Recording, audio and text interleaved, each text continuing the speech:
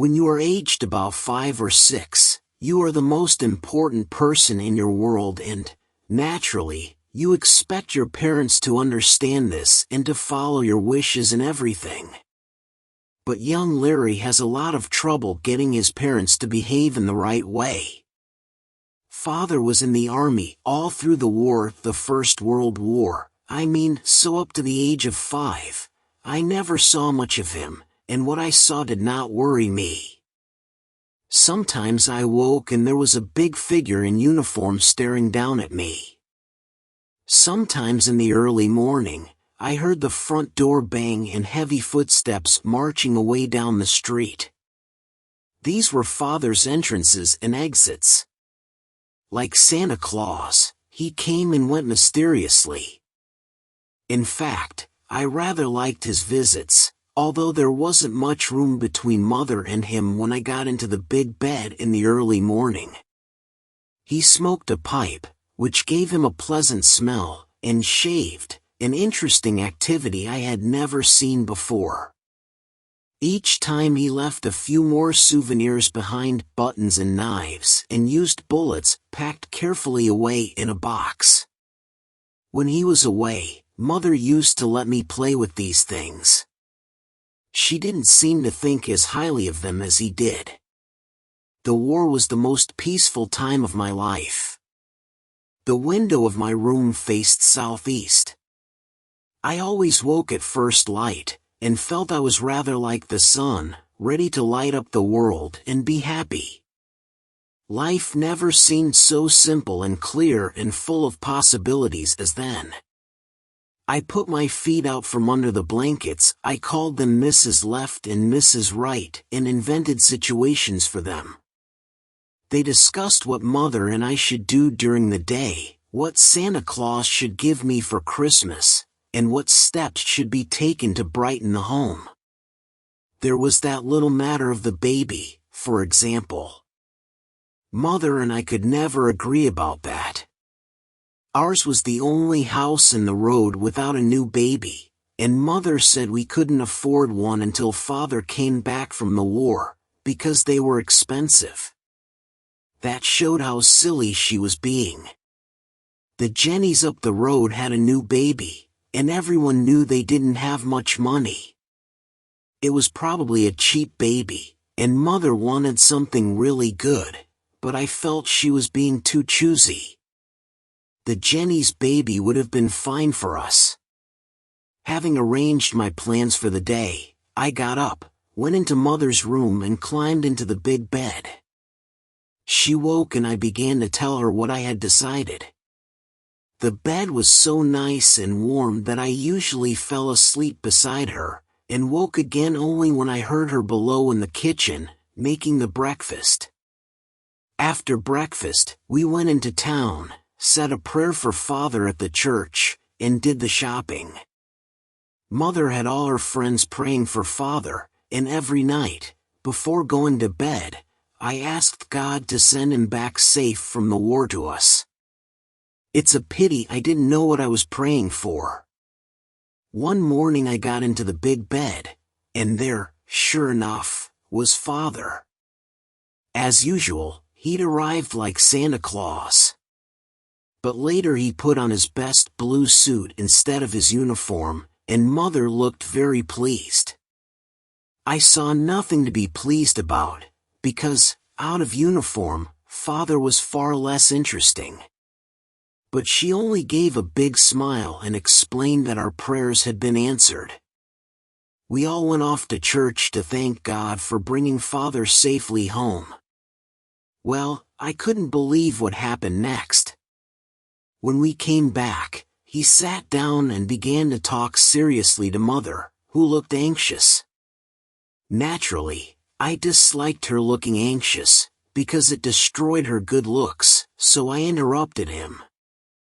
"Just a moment, Larry," she said gently. But when I went on talking, she said impatiently, "Do be quiet, Larry. Don't you hear me talking to Daddy?" This was the first time I had heard these awful words, talking to Daddy, and I couldn't help feeling that if this was how God answered prayers, he wasn't listening to them very carefully. "Why are you talking to Daddy?" I asked. "Because Daddy and I have business to discuss." "Now don't interrupt again." In the afternoon, at Mother's request, Father took me for a walk. I discovered that he and I had quite different ideas of what a walk in town should be.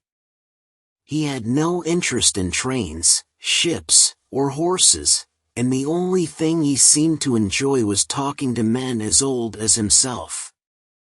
When I wanted to stop, he simply went on, dragging me behind him by the hand. When he wanted to stop, I was forced to stop too. I tried pulling him by the coat and trousers, but he was amazingly good at paying no attention to me. Really, it was like going for a walk with a mountain. At tea time, talking to Daddy began again, made worse by the fact that he now had an evening newspaper. Every few minutes he told Mother some news out of it. I didn't feel this was fair. I was ready to do battle with him any time for Mother's attention, but using other people's ideas gave him an unfair advantage.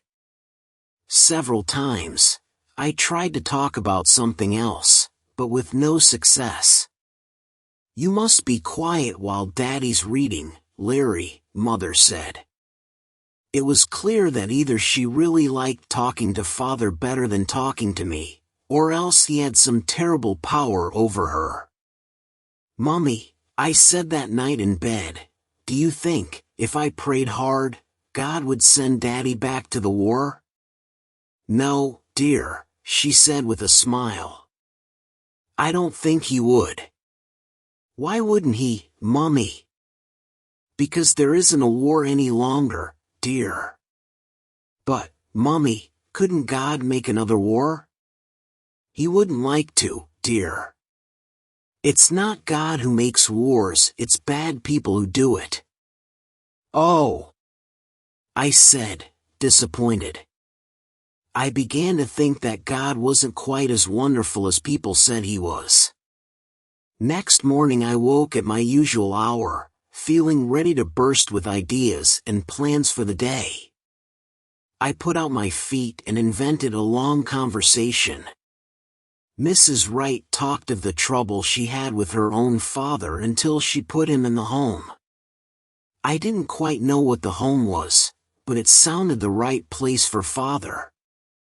Then I got up, went into the next room and in the half-darkness climbed into the big bed.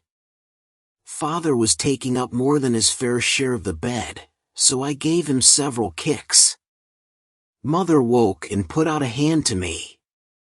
I lay comfortably in the warmth of the bed with my thumb in my mouth. "Mommy," I said loudly and happily. "SSSH, dear," she whispered. "Don't wake Daddy."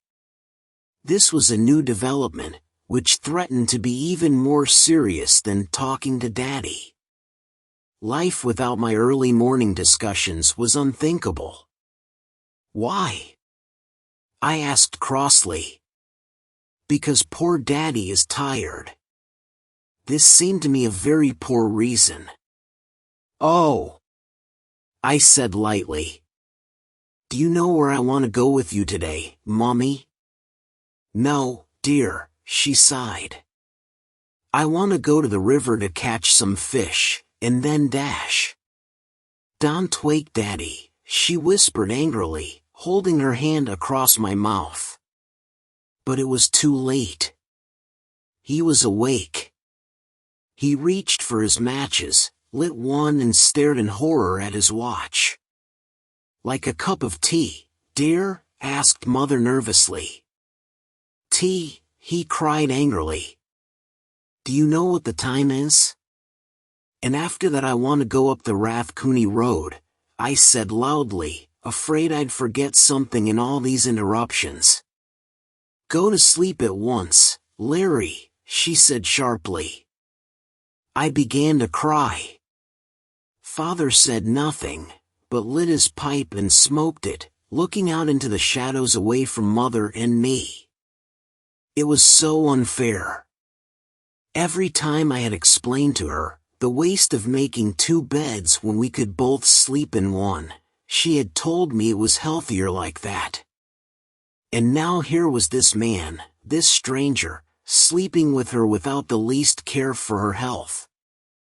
He got up early and made tea, but although he brought Mother a cup, he brought none for me. "Mommy," I shouted, "I want a cup of tea, too." "You can drink from my saucer, dear," she said patiently. That was the end. Either Father or I would have to leave the house. I didn't want to drink from Mother's saucer. I wanted to be considered an equal in my own home. So I drank it all and left none for her. She took that quietly too. But that night when she was putting me to bed, she said gently, "Larry, I want you to promise me that you won't come in and disturb poor Daddy in the morning." Promise? That awful poor Daddy again. "Why?" I asked. "Because poor Daddy is worried, and doesn't sleep well." "Why doesn't he, Mummy?" "Well, you know that, while he was at the war, Mummy got our money from the post office. Now, you see, there's no more money for us at the post office, so Daddy must go out and find us some. You know what would happen if he couldn't?" "No," I said, "tell me." "Well, I think we might have to go out and beg, like the old woman outside the church." "We wouldn't like that, would we?" "No," I agreed. "We wouldn't. So you'll promise not to come in and wake him?" "Promise." I really meant it.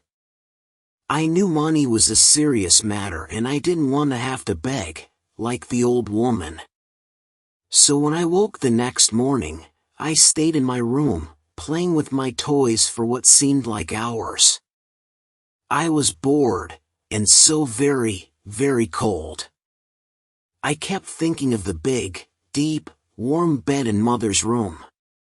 At last, I could bear it no longer. I went into the next room and got into the bed. Mother woke at once with a start. "Larry," she whispered, "what did you promise?"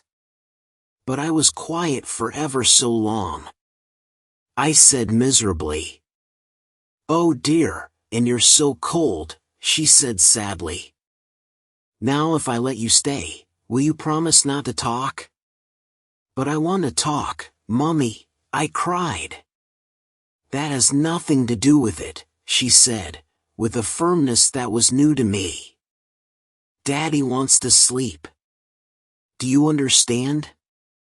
I understood only too well. I wanted to talk, he wanted to sleep. Whose house was it, anyway? "Mummy," I said with equal firmness, "I think it would be healthier for Daddy to sleep in his own bed." That seemed to surprise her, because she was silent for a while. Finally she said, "Now, you must be perfectly quiet or go back to your own bed. Which is it to be?" The unfairness of it made me angry. I gave Father a kick, which she didn't notice, but which made him open his eyes. "Go to sleep again, Mick," she told him calmly. "Now, Larry," she said to me, getting out of bed, "you must go back." This time, in spite of her quiet air, I knew she meant it, and I knew I had to fight back, or lose my position in the home. As she picked me up, I gave a scream loud enough to wake the dead. "That damn child," said Father. "Doesn't he ever sleep?" He turned to the wall, and then looked back over his shoulder at me, with nothing showing except two small, mean, dark eyes. I broke free from Mother's hold and ran to the furthest corner, screaming wildly. Father sat up in bed. "Shut your mouth, you young dog," he said violently. I was so surprised that I stopped making a noise. Never had anyone spoken to me like that before. Shut your mouth yourself, I shouted, mad with anger. What's that you said? Shouted Father, jumping out of bed. Mick, cried Mother. Don't you see he isn't used to you? I see he's better fed than taught. I'll smack his bottom. Smack your own. I screamed furiously. Smack your own. At this he lost his patience and started smacking me. I was so shocked at being hit by someone I considered a complete stranger that I nearly went crazy. I screamed and danced in my bare feet. Father, looking clumsy and hairy in nothing but a short army shirt, stared down at me like a mountain ready for murder. It was then that I realized he was jealous, too. And there stood Mother, crying. We seemed to be breaking her heart. From that morning on, my life was a hell. Father and I were openly enemies. There were many battles between us, he trying to steal my time with Mother, and I trying to steal his. When she was sitting on my bed telling me a story, he pretended he needed her to find a pair of his boots. While he was talking to Mother, I played loudly with my toys. One evening when he came in from work, he found me playing with his souvenirs, and became terribly angry. Mother took the box away from me. You mustn't play with Daddy's toys, Larry, she said firmly. Daddy doesn't play with yours. Father looked at her, quite shocked. Those are not toys, he said crossly. Some of them are very valuable. I just couldn't understand why Mother was interested in him. In every possible way, he was less likable than me. He had a workman's accent and made noises while drinking his tea. I thought it might be the newspapers that she liked, so I invented some news of my own to read to her. I tried walking round with his pipe in my mouth, until he caught me. I even made noises while drinking tea, but Mother said I sounded horrible. It seemed to be connected with that unhealthy habit of sleeping together, so I spent a lot of time in their room, but I never saw anything unusual going on. In the end, I stopped trying. Perhaps it depended on being grown up and giving people rings.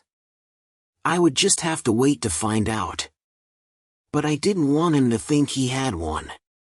One day I said, Mommy, do you know what I'm going to do when I grow up? No, dear, she replied. What? I'm going to marry you, I said quietly. Father gave a great noisy laugh, but I knew he must be worried. And Mother was pleased. She was probably glad to know that, one day, Father's hold over her would be broken. Won't that be nice? She said with a smile. It'll be very nice, I said confidently. Because we're going to have lots and lots of babies. That's right, dear, she said calmly. I think we'll have one soon, and then you'll have someone to play with. I was really pleased about that. It showed that in spite of being in Father's power, she still considered my wishes. And anyway, it would show the Jennies that we could have a new baby too. But the reality was very different. What a disaster it was. Sonny's arrival destroyed the peace of the whole house, and from the first moment, I disliked him. He was a difficult child, and demanded far too much attention. Mother was simply silly about him, and thought he was wonderful. As someone to play with, he was worse than useless. He slept all day, and I had to be quiet all the time to avoid waking him. It wasn't any longer a question of not waking Father, now it was down to wake Sonny. I couldn't understand why the child wouldn't sleep at the proper time, so whenever Mother's back was turned, I woke him. One evening, when Father came in from work, I was playing trains in the front garden.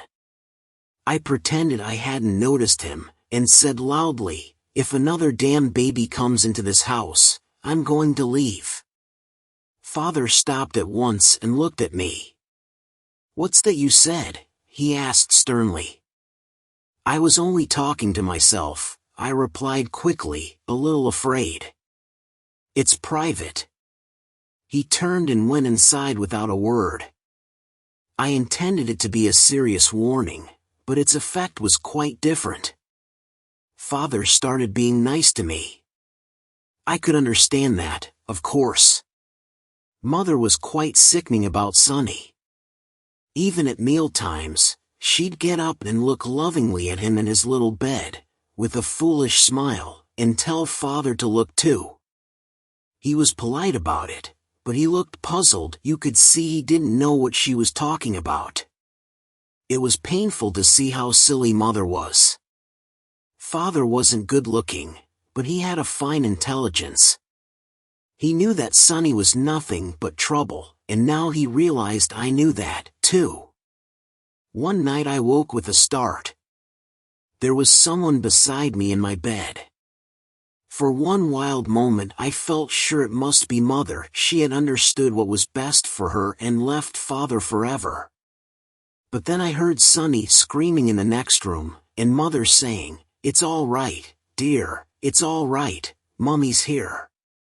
So I knew it wasn't her. It was Father. He was lying beside me, completely awake, breathing hard and angry as hell. After a while, I realized what he was angry about. What had happened to me had just happened to him. He had pushed me out of the big bed, and now he himself had been pushed out. Mother had no consideration for anyone except that unpleasant child, Sonny. I couldn't help feeling sorry for Father. I had been through it all myself, and even at that age, I was prepared to forgive and forget. I began to stroke his back and say, "It's all right, dear, it's all right." He didn't seem to like it much. "Aren't you asleep either?" he said in an angry whisper. "Ah, come on, put your arm around me, can't you?" I said, and he did, in a sort of way. Cautiously, I suppose, is how you'd describe it. He was very bony, but better than nothing. At Christmas he made a big effort and bought me a really nice model railway. Thanks for watching. Please like and subscribe for more videos.